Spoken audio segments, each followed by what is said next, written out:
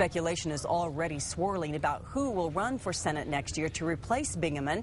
A recent poll provides some clues, and so does a rush today to snap up website names like HeinrichForSenate.com.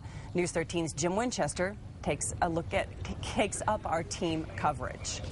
Diane, out of respect for Senator Bingaman's announcement, no one is officially throwing their hat in the ring just yet, but you can bet campaign strategies are already underway behind the scenes.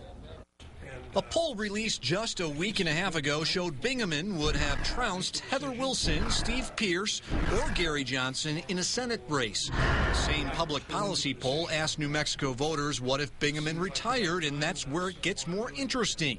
It showed Martin Heinrich ahead of Wilson and Pearce by more than 10 points apiece, but neck and neck with Johnson, with the ex-governor siphoning off moderates.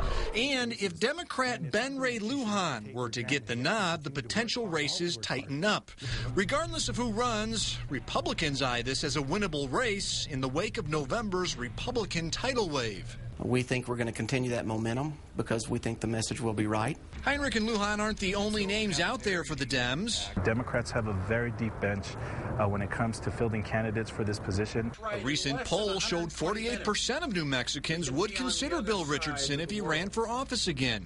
When we asked former Albuquerque Mayor Marty Chavez about running for Bingaman's job, he told us, never say never.